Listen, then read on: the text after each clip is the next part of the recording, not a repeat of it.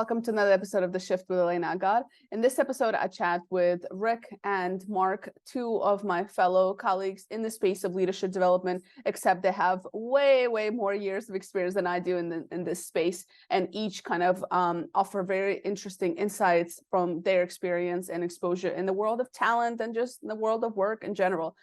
We talked about a lot of different topics. These two people are definitely somebody I can spend hours talking to, so we couldn't cover everything, but we did talk about the challenge of young talent pipelines and Gen Zs and the challenges that organizations have. We talked about the shortage of young talent in the workforce and kind of just this epidemic that is happening with young men in particular, with less people joining the workforce, less people attending colleges. We also talked about kind of leadership development and what does that look like. As well as just general, what does the future of work look like? How is AI going to come in and maybe change some of the work that we do for us, and maybe not. So check it out. It was a great discussion. Two of my favorite people so far in the world of talent development, and I hope you enjoy this just as much as I did. Marc, Rick, welcome to the Shift podcast. I'm very excited to chat with both of you. This is my second conversation that I have with two people. So I had a first one, I loved it, and I said, I got to do it again, and I can't think of better two people to discuss all the awesome topics we're going to be discussing today. So welcome. Thank you. Can I just comment? I love the triad concept, right? It's sort of like a stool needs three. So when there's the third party, it actually creates more learning. So yay to you for kind of bumping into that, it sounds like. Yeah, no, I think everybody has value to add, and some people even ask better questions than I do, so why not? Right, so it's a good place to be. So before we dive into today's topic, we're going to cover everything from kind of the young generations coming up and what you both think about that. We're going to talk about this whole work-life balance, and is it a myth, or does it really exist? We're going to talk about bringing your health self to work and just all the different challenges that we have today in organizations as individuals and as leaders of those organizations. But for our audience, give us a little bit of context. I know you have both rich histories of your experience, but give me like a snapshot. Rick, we'll start with you. What is it that you do?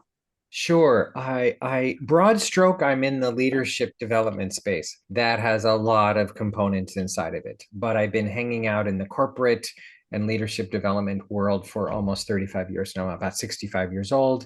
I'm gay man, just to kind of give it context. So I have this sort of slant on the world because half the world thinks I shouldn't be okay. I mean, it's an interesting thing to go through that. We can maybe get into that later. So leadership development space, honored to be brought into probably 100 companies in my lifetime as a keynoter and a workshop delivery guy and a life coach and all that inside out personal growthy space. Love that space. Transformation is my name in my game. And I wrote a book about it. So I feel very blessed to have been in that career and have been in many rooms in the corporate space officially where the topics you're going to talk about are like in the air. So thanks for having me. Amazing. What about you, Marc? So I'm a certified life coach as well. In the wellness space, I would say mental fitness. I also am a creative problem solver, creative brainstormer. I love ideation. It's my thing. It's my jam. And the way to more success is through ideation. And I also am a trainer. So I develop workshops, curriculum, and so forth. So that's also something. And I love merging those two disciplines to bring my work into the world. Amazing. So can I just comment on Marc? I just can't help myself. I mean, I'm always interrupting Elena, by the way. Please. No, there's no such thing. Come on. Well, I just want to underline Marc's brilliance. Marc is a deep thinker, and he has a person who has the ability to sort of grab ideas out of thin air. Like, where does that come from? That's like your superpower, Marc. So just wanted to underline that. Versus you have the data to figure it out. It's more like an intuitive, like, oh, let's try this. So thank you. Absolutely. So Rick, starting with you, I'm curious. So you've worked with, you interacted with over 100 different companies. You've spoken to probably thousands of people at this point in your career. You're 65. So, you've lived, you're lived and will continue to live this very full life in this corporate world. But from this last, like last 30 years, for example, if you look at the different changes that occurred, has there always been a talent problem, or is it a new thing that's coming up in the world? Because I feel like that's what everybody talks about in corporate. Like, we have a talent shortage, we have a talent problem. Is it really now, or has there always been a challenge with talent, particular good talent? Yeah, such a big question. How much time do we have? I'm not a talent development expert, but I do believe in the power of helping people and talking to organizations about how do you get the best out of people, right? I mean, that's talent. When our talent is received, we feel great, and I mean, I think when you use the word talent, you're kind of speaking to the how do we get the most out of people? I want to make sure Yeah. when you say, yeah, Hmm. go for it. Give me a Yeah, little, yeah. give me another angle on the talent word from your perspective. Yeah, so You're in that one, how do we one is, yes, get the most out of people, but how do we also make sure we have the right talent in our pipelines, right? Like, the right skill set. How do we make sure the talent maintains growth and relevance so that we as a company can maintain that growth and relevance as well? So just the upskill and reskill and unlearning, relearning of things, whatever it might be. Yeah. Well, I think every generation goes through its own mishigash of like upheaval. I mean, the Depression, war, on a global context. I've been around long enough to sort of see things come in and blow things up. I hate, sorry, that's not a good expression to use right now. So let me take that back. But just sort of like create chaos. I mean, COVID and, this in our lifetime, COVID. And so we can kind of all name these things, and I could go through, 9/11 happened, and I could go back to the Vietnam War, and like it took people out, and my brother had to go to, like, anyway, you get the sort of the chaos of it, right? And this is sort of chaos theory, and I'm not answering your question directly, but I think things come along that ask us to go to the next level of our abilities. I'm going to go philosophical for a second. I believe the human spirit always wants to go to its next level of consciousness and how to do things, right? Like, we make up stuff because humans are like, and now how can we do it? And now how can we do it? And how that mostly happens is out of a reaction to something that comes along and sort of busts business as usual. So COVID is our most recent example of that. And oh my God, and how do we do this? And we can't go to work, and we're going to die, and all that fear, and Zoom came along, and I think you're asking hiring the right people, getting the right people. I think one of the things that we're not very good at is actually sitting down and asking people and interviewing them better and being in conversation with them better about what they are good at. And then the second question is, what do you want to be better at? Because you want to like learn. Because I think the ultimate thing that keeps people inside an organization is learning, not just success. Like, we want to keep learning new stuff. Like, are you going to keep, I mean, that's the personal development path inside a company. Like, what's your development path? Right. Not what's your strategic plan to make more money. Right. That's a very different angle. And so I think as coaches and trainers, and Marc and I are in that development space, like, the leaders need to sit down with people and go and have, here's the bottom line, longer conversations about what is your next level that you want to step into? What's the expansion of you? What's the dream you have for yourself? And the organization sort of needs to be in that conversation better, rather than it just sits down and gathers information. So it's really, it kind of comes down to a coaching conversation, asking people, what is it you want? What's the difference you want to make with your life? And these are the bigger questions, the existential questions that then feed into and I love coffee and I want to make better coffee. Okay, great. Now we've got a person who's passionate about this particular topic. So I actually think it's not a talent issue, it's a passion problem. That's an interesting way to look at it. And you know what's you said it's like having longer conversations, and as you're saying that, I was like, I just remember like certain, conversations that I've heard and conversations I've been in with different people from different companies. And it's almost like there are two concerns from the corporate side. One is, well, one, I don't know how to have that conversation, that like a manager won't know how to have that conversation. Exactly. Right? Like they just don't know how. But then the other one is, well, what if it's a smaller company and there are no opportunities for growth? And now I'm trying to stir all these thoughts in this person, but then I'm afraid then they're going to leave. Or, a lot of times this happens is as you go through a coaching journey or some kind of training, you actually end up wanting to change something about your life. And it's usually your job. So I think there's, so it requires a lot of humility as well for the manager to say, this is not about me and the company. This is about the individual. Well, just to link it to one of the most profound business books I've ever read is Good to Great. It is the Bible of success. It's called Good to Great. This guy's, I wish I could go grab it. Marc, you can talk and I can go grab it. Good to Great is the Bible on how do you make a good company go to great. And you just named it, Elena, brilliantly, is right people in the right seat on the right bus. And so when we'd go into IBM, and I did a lot of corporate work, we would say, you're gonna help them have better coaching conversations. And by the way, they might leave. Are you okay with that? They go, yes. We don't want struggling, suffering people to come to work. We want joy-filled people to come to work. And I said, great. So you want the right people who are sort of eager, this is all the personal side, to like, yeah, I love this job. Because, oh my God, dragging people, that's managing. This is the distinction. Marc and I are in this business. You actually have to shift from managing people to leading people. Huge shift.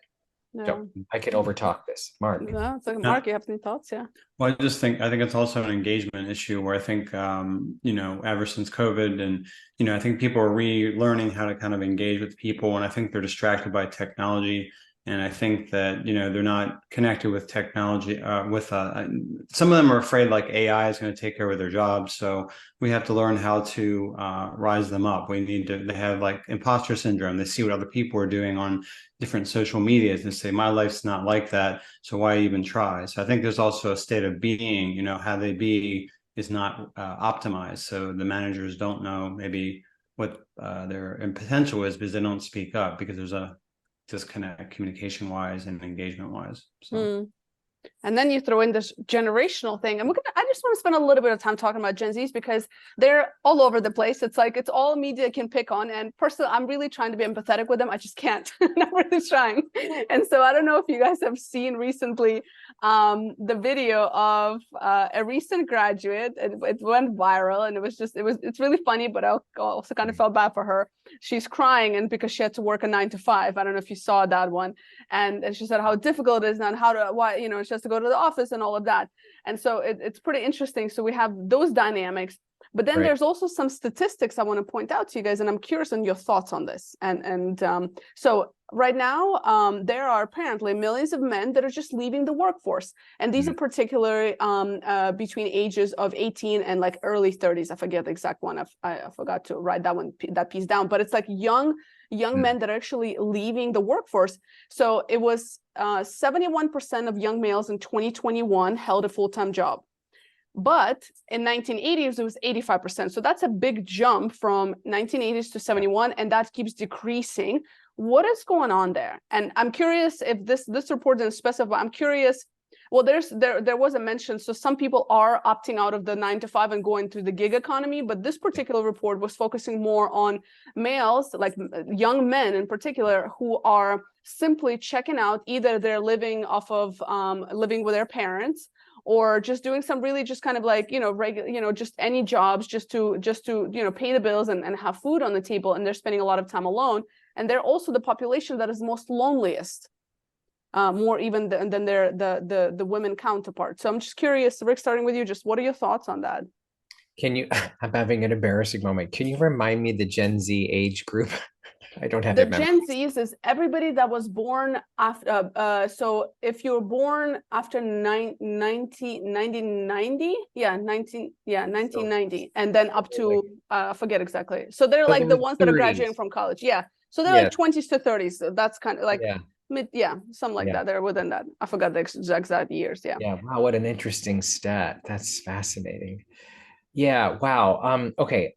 This is just my take on it, right? I have not Mm-hmm. studied this. This might trigger some people if they hear this. This is from a 64 and a half, 3/4 year old. By the way, I keep saying 65 because I can't wait for Medicare. That's why I'm saying 65. I'm mere months away. Anyway, because I've been paying into it for what, 60 years. Mm-hmm. Anyway, my take on this, I want to answer your question about the male part first. I actually think I'm going to go psychological or maybe even sociological for a second. The male is going through it. The male energy, the not even energy. The male, I think, is going through a crisis of identity. Right? We are the sort of patriarchal, right? We know what we're doing, and it's all kind of being exposed. Mm-hmm. Where I still think we as men don't share with each other what's really going on. We don't want anybody to know. We're still kind of closeted with all our stuff. Mm-hmm. And so the loneliness thing, I think you nailed it. I think that is huge. I work with a lot of people who do interesting work in the world. One of the most successful businesses right now is to create gatherings of males going into the woods and connecting and talking and getting real with each other. Mm-hmm. So there is a crisis of identity happening, which I think is on the, I don't want to call it, it's not mental illness. It's just like a, and I also think they're in reaction, the younger males are in reaction to, I'm not doing it the way my dad did it. And I can be that voice. Like that looks exhausting. And the guarantee, here's the other thing that is happening. The guarantee of if you work really hard, you'll get to that outcome is no longer true. Mm-hmm. Because this is the company culture is no longer sort of taking care of the long-term employee, and you'll get this big package. I want to be careful how I say this. Some companies do, but a lot of them are like, no, you're on your own. And so they bounce around because there's no, silver ring or gold ring at the end of the tunnel. So the career path is compromised because it's not a guarantee.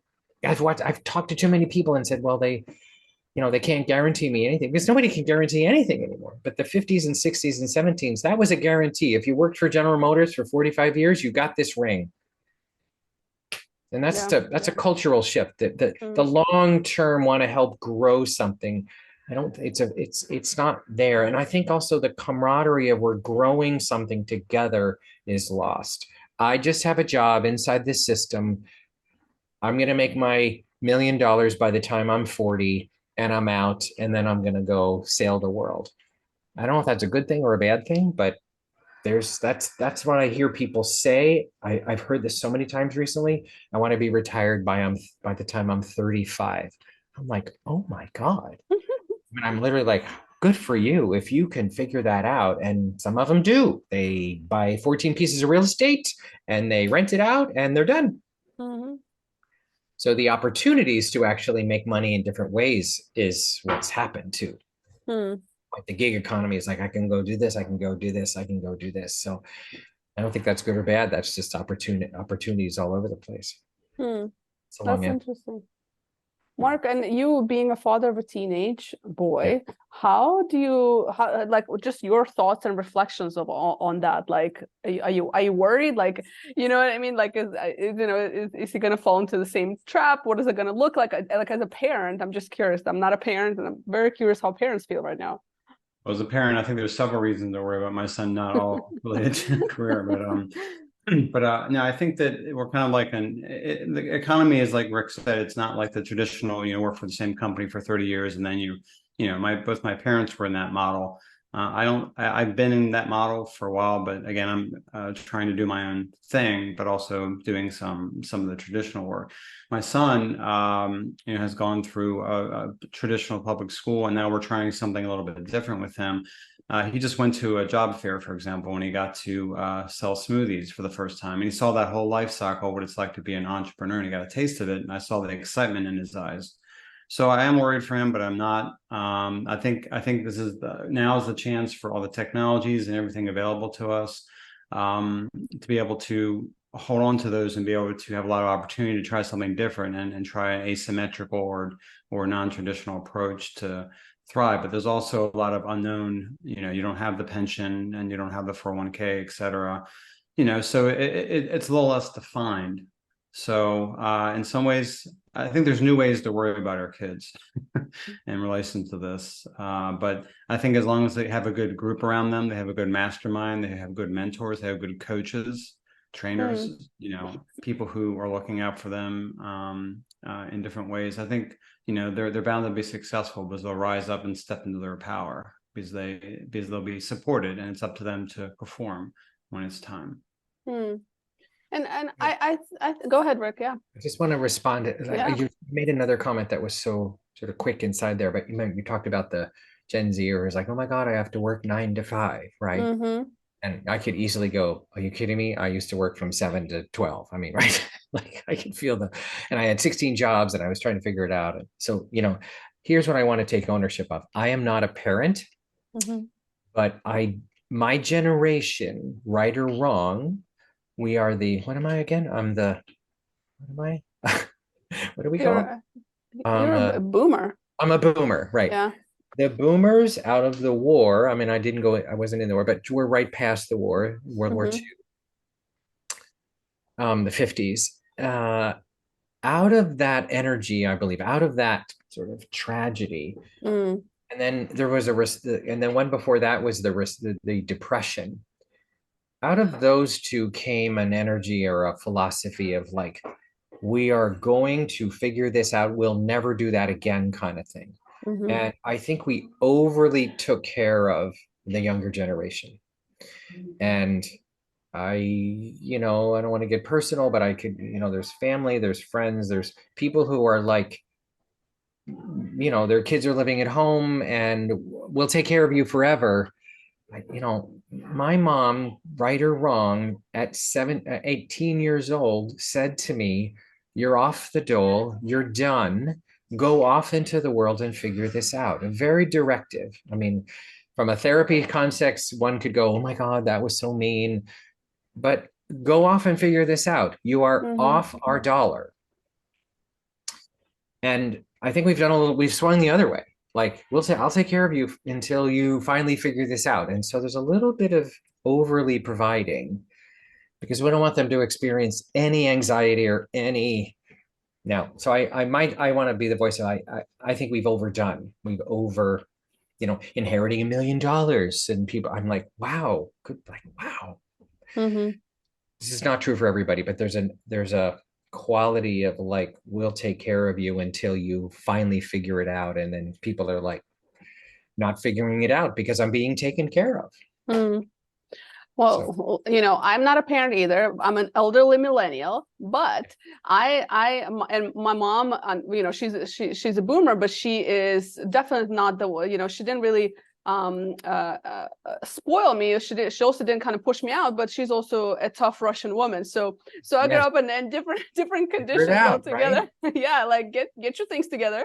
Get it together. Yeah, and I was working since I was 15, and 12 years old. Get a newspaper boy at 12 years old.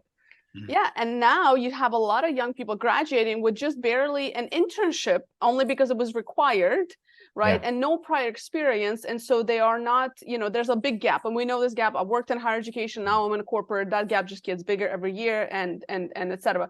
But not only are the parents, maybe the previous generations that have kind of, really catered to the younger generation, but also companies are now doing this because now companies are competing for environments, so they want to make sure that it's a good environment and it's all hold hands and kumbaya, and it's like if we're not providing them that, we're threatened that they're going to leave, and because there's a talent, so it's like a whole thing, right?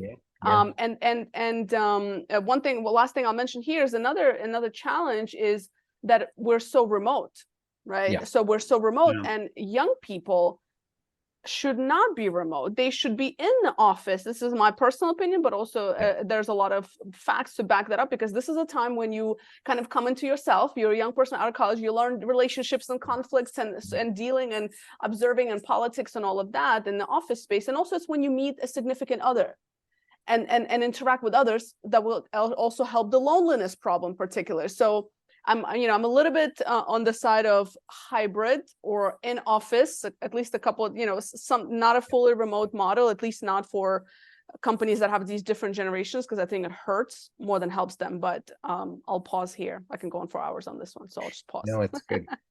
Marc, you have a thought? No, I think just going back to, again, having that technology is a bit of a barrier.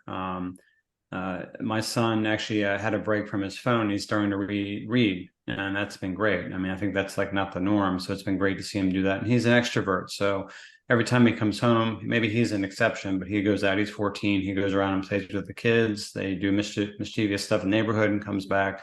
But yeah, I think that this generation, the current generation, or any of the generations that have technology as the primary thrust, it's distracting, it's disconnecting. We're more connected than we ever have been, but we're also as more disconnected at the same time and lonely. I mean, I remember reading a stat about that. So I think that, we have to generate those opportunities for community and connection. And you're right, you need to they'll find people that they're connected with, people they fall in love with, people they will make as friends for life. My son just joined a D&D, a Dungeons and Dragons group. That's a tabletop role-playing group.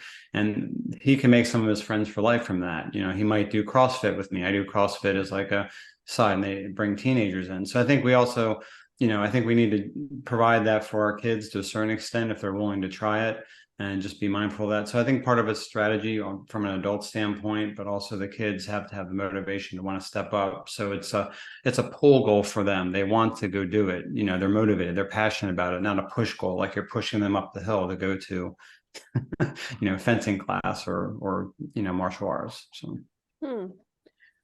And let's shift a little bit, kind of maybe away from the specific generation of Gen Zs. I think I'm done picking on them for now, but maybe we'll move away from that. But there's this whole concept, another popular topic that is happening, which is bring your whole self to work, right? So Rick, I'm curious again, like just based on your experience, like just what does that even mean? Like, can we talk about that? It's such an interest. Every time I hear it, I kind of might the hair on the back of my neck kind of goes, what does that even mean? Okay, my camera is weird. Let me fix that. So here's what I think that's about is less compartmentalizing. I have my work life, I have my home life, and that's the whole work-life balance phenomenon, which is another term that in my head pops off. I don't know what that means. I do believe the human condition longs to sort of float through life. And I have to focus on my work right now. And then I want to pick up the phone and call my family. And I do think the gift of the technology world is we now are fluid between home and friends and family and work, like pretty quickly now. So there isn't this boundary called because we used to get in a car, leave work. Now I'm in home. And you've heard this concept, we do more work from home and we do more home from work than we've ever done before. So it is this, the technology's allowed that to happen. But the whole bring my whole self to work, I just think it means, can you person next door to me or boss, can there be an aperture of a moment of my humanity, or can we just chat about real life for a minute? I mean, that's what happens at the water cooler. That's what happens at lunch. To your point, Elena, like that's why we need to go to a space. Because the Zoom world or this virtual world is we just focus on the task and the strategy. And, oh, by the way, let's do a background that, like, I don't want anybody to know what's going on, instead of like, okay, my life's kind of a mess here, but let's get through, it's the ability to be my human mess in the midst of the work I'm doing. I don't know if that makes sense, but I want my boss, if I'm like, I just want to be able to shoot the breeze for 20 minutes. I mean, it kind of happens. It happened at the bar for my dad in General Motors. At the end of the day, let's go for a drink. I know that's a little simplistic, but here's the shadow side of bring my whole self to work. You don't want all of me at work. You don't want my freak out experiences. You don't want to know that my partner and I had the biggest fight in the universe this morning. That's appropriate emotional intelligence. Like please don't bring that to work. We don't have time to focus on that. So this whole self is like, no, you really don't want all of my life at work. You need me to focus on this task.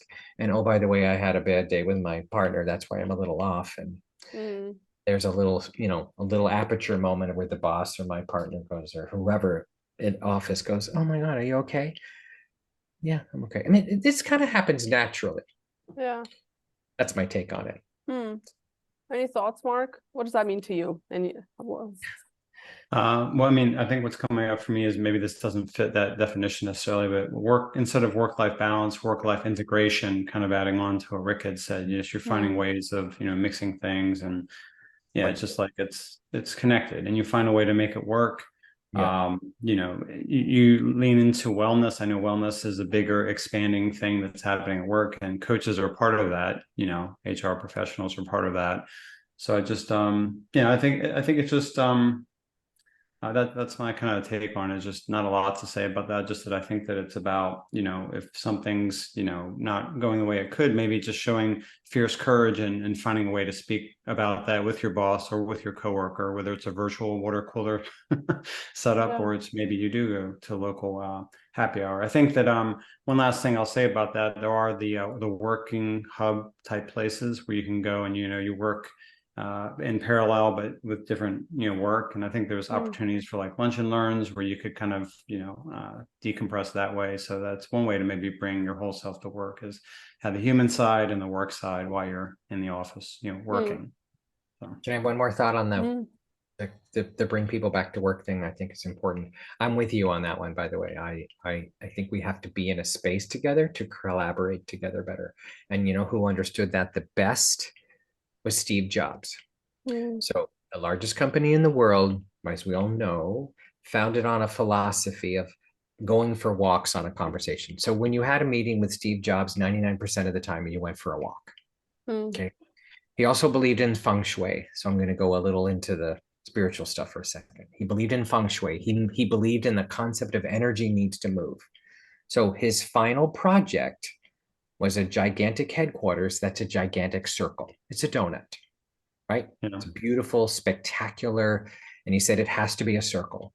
And that's like not the best use of space, but he goes, it's the best use for creativity to happen, because energy never stops moving in a circle. And he did his best to have the inside of the building have no corners where energy could get stuck. I love that. Right. It's fascinating when you go behind the actual energetics of success, because he understood the energetics of success, not just the how do you get more people, how do you get more out of people. Right. And as we all know, when you create this circle, and this is why I think they need to bring people back to work, is it's in the sidebar conversations that Steve Jobs knew the most innovation was happening. The innovation never really happened in the meetings. It happened on the sidebar moments. Going for a walk, playing ping pong. That's why there's ping pong tables. That's why there's basketball courts. Yeah, we want to take care of your people for the well-being thing that Marc's talking about. But it's also like you got to calm down the brain and give it a break, because it's too tight. I mean, there's the whole quantum physics, metaphysics, science to actually creativity and talent that is now being explored. So I'm a fan of that angle on this conversation, not just the how do you get the best out of people. So it's an interesting angle on it, right? Yeah, no, that's super interesting. And for me, I similar to both of you, I don't really know what bring your whole self to work means. I think that there's certain professionalism things that we have to be mindful of, and it's more of a courtesy. It's a respect. It's to be respectful, and I think it's almost like there's a gray line now, and it's like, no, professionalism is professionalism. Being respectful and courteous of other people is that, and I think people are just taking advantage of it. What I see, it's like there's a lot of people taking advantage of that, and then of course everybody's offended by everything these days. So I think the media doesn't help by continuously to to put these things out there. And furthermore is the conversation, if you see everything that's out there about well-being, is what can a company do? What can a manager do? Very little does it talk about what does an individual need to do in order for them to be at their best performance, Yes. right? Because if you're sleeping like crap, eating like crap, not taking care of yourself, I don't care how good of a manager I am, I can't help you. Correct. Yeah. And what I love you're speaking to is the personal responsibility. Is like, you know, do I want to be in a sort of, how do I want to say it? Who do I want to be while I'm here on this planet? That's the big existential question. Am I just going to be a taker and then just sort of like, I took all that I need and I'm done? Or am I a creator and a voice of something better? And that's, you know, that's the bigger question for different generations to look at, you know. To Marc's son, my niece, a little segue, my great niece, her parents, her mother in particular, has decided there's no screens in their house. There's no television screens. There's no iPads. There's no screens in front of this child until she's probably 8. So they don't have a TV. Like, it's amazing. I mean, they do have a TV. It's off downstairs, you know, whatever. Right. So she's not experienced any screens. But you know what's happened? Her creativity and her imagination is off the charts. She is writing scripts. She has brought to life dolls. She's doing plays. She's actually now a creator of the content versus a consumer of the content.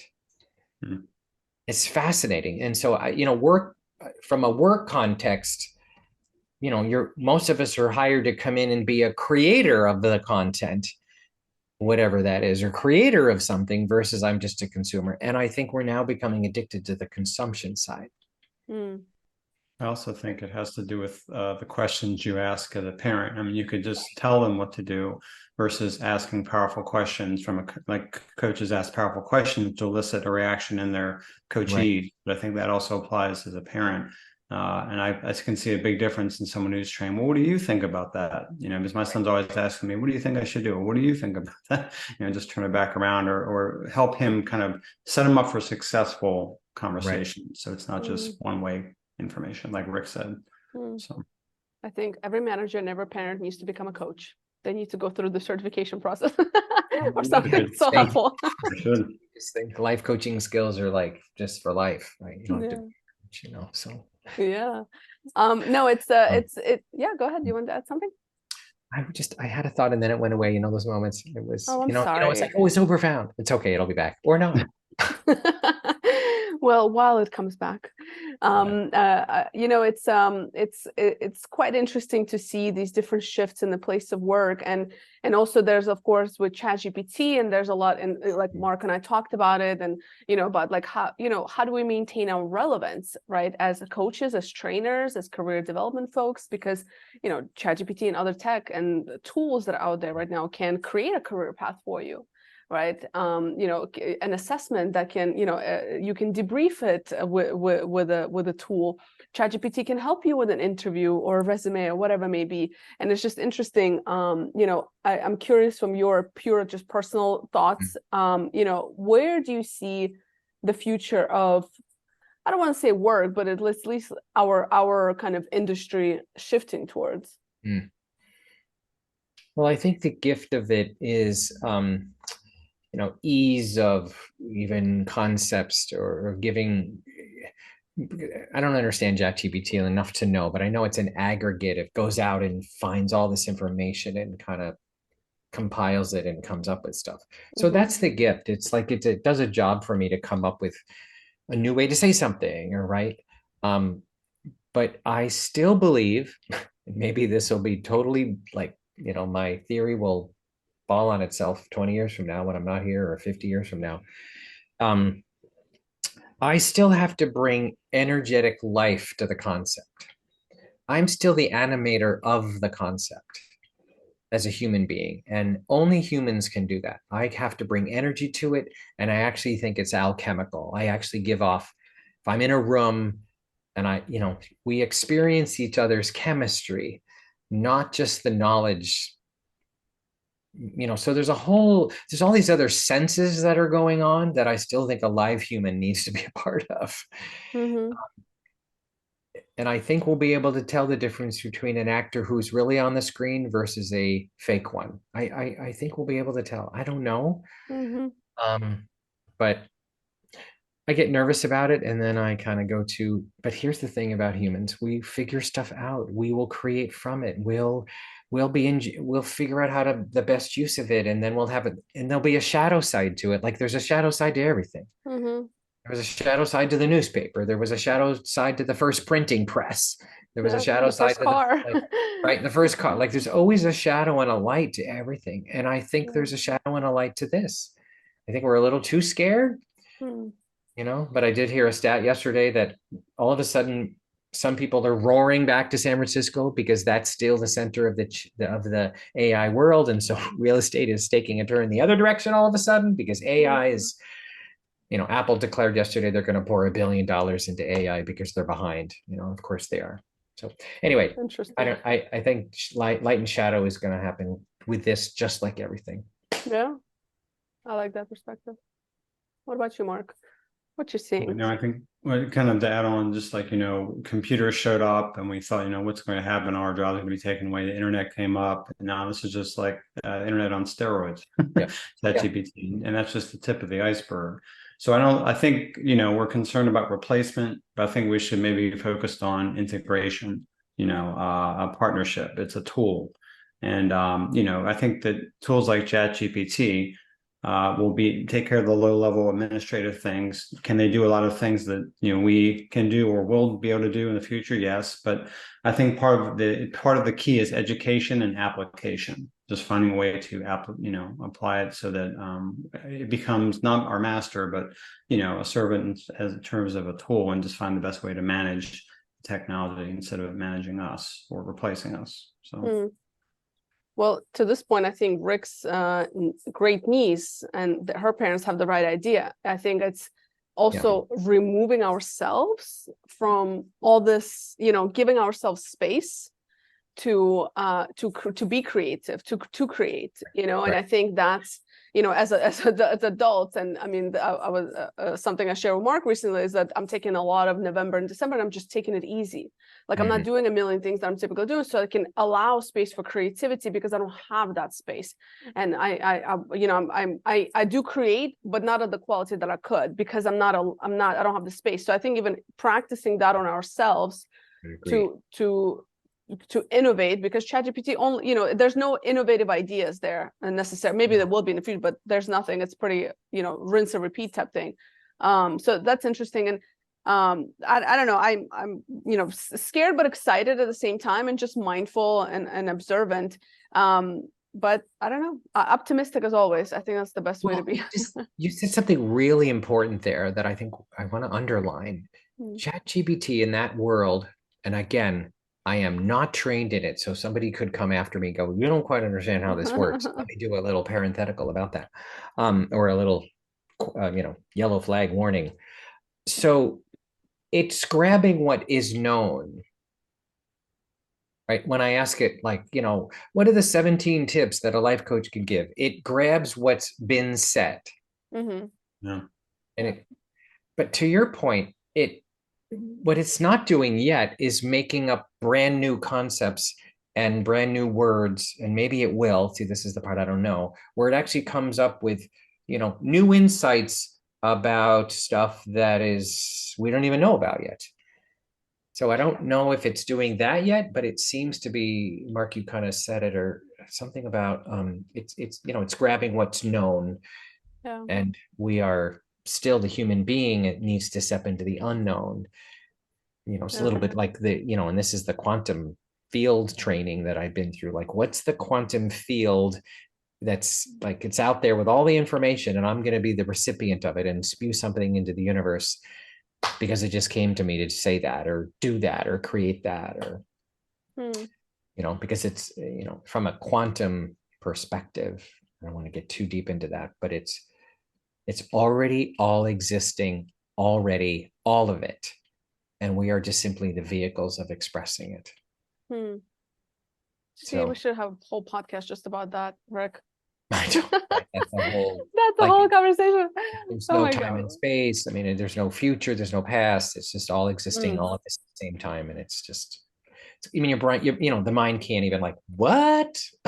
Doesn't yeah, get it. it's super interesting concept. But yeah, it's definitely worth the discussion. So maybe we definitely need to think about doing a podcast just on a topic alone. I could talk to both of you for hours, but I'm also mindful of your time. And but I did want to ask you, Rick, about your book. You've recently wrote a book. Can you tell us Or more about it? not that recent, but it's had some good legs. It's been around for a while. Oh, So okay. it's called Play Your Bigger Game. Mm. I'm a proud, some of you out there are listening. Hay House is a pretty famous publishing house. Louise Hay she was in my generation, she wrote a book called You Can Heal Your Life. It was a sort of a metaphysical book on when you have an ailment, go look up what does it really mean from a consciousness, like why am I having a cold, or why do I have a wart on my toe or whatever. So that's Louise Hay. She started a publishing company. By the way, she started it at like 65. So for those of it out there that are listening, like, I'm done, careful, there's creativity that wants to happen until our final breath. So yeah, that's a book I wrote. It's a model, it's a philosophy, it's an ideology. My publisher asked me, are you on the personal development shelf? Are you on the healing shelf? Are you in the leadership development shelf? And I said, yes. So All of them. all of them. And so they kind of put it all over these books, these shelves. Yeah. So it got me into a lot of corporate rooms. It's a team building workshop as well. And it's informed my own advanced thinking. When you play a bigger game, you're never done. It's always philosophy is like, what's the next level of my expression that I want to put into the world? Because I think when our creativity, by the way, and the thing we want to create with our life, because I believe we're here to create, we're here to create families, we're here to create businesses, we're here to create bakeries, we're here to create food, we're here as creationists. And then when our creativity finds a home, that's what fulfillment is. Steve Jobs happened to find something that we all seem to like too. I mean, you can, Starbucks guy, like, let's make coffee. And so businesses are all in the business of, let's create something that, that'll sell. But wow, it feels fun, or it feels good that we made that, So I love that. I love that definition of fulfillment. Yeah, right. That's a beautiful definition. Yeah, that's what I'm all about. I do gigs about it. I do trainings about it. I have trained the trainer models of becoming a bigger game trainer. There's a whole business line inside of that. So. And where do you spend a lot of your time, Rick, online? Before I ask you guys my last question, where do you hang out online? You mean like the social media world? Yeah. If it's LinkedIn I have all the things. I'm blessed enough to be able to have a monthly budget for somebody to do it for me. Instagram. It's so funny you ask. Yesterday, I'll just name the date. Yesterday was October 26th. I just filmed 75 videos. My social media came to my house. My media person came to my house, and what I love is she just gives me something to talk about. And we did 75 different videos. So they're mostly on Instagram. I think I'm an Instagram, LinkedIn, Facebook guy. My age group hangs out in Facebook group. Oh my God. Facebook. We got you. Oh my God. I don't love social media. I have to be honest. I get it's a doorway into showing up, and I need to do it. Is it saturated? You bet. But it's where it shows up now. So am I going to be in the game or not? So there you go. I'm learning TikTok. I'm playing with, by the way, doing lip syncing TikTok. Favorite songs from the 70s. I just want to lip sync some, that I just want to do that on TikTok. Yeah. Good for you. I'm so anti TikTok. Everybody tells me you need to be on TikTok. I tried it one time and it just wasn't me. So good for you for I don't know if it's me. I just thought, well, I'll just play. I don't know. Yeah, no, good for you. I'm not even open enough to keep trying with it. Like, I'm good. I will be okay without TikTok. Yeah. And Marc, where do you hang out at these days? Where do you spend your time? So increasingly showing up on social media in Instagram, Facebook, business, LinkedIn. Those are primarily the spaces I have been showing up more and more. Nice. I'm going to make sure to share both of your contact or kind of where you hang out on show notes, including your book, Rick. And I have yet to order it, but I will. And I would love to maybe come back and have a chat with you about the book in particular. There's another book coming. Yeah. Okay. When is that coming? Do you have a date for release? I don't know. In my highest dream, it's, what is it, 2023? Probably spring of 2025. Okay. Well, we won't wait that long to have a conversation. We'll have to revisit. What I mean is we'll have another conversation before that conversation, just to be clear. I don't want to wait till 2025 to talk to you again on a podcast. So I will make sure to share that in the show notes. But the last question I have for both of you is, what is one question you wish people would ask themselves more often? What a great question. What one question? Say it again. Such a good one. What is one question you wish people would ask themselves more often?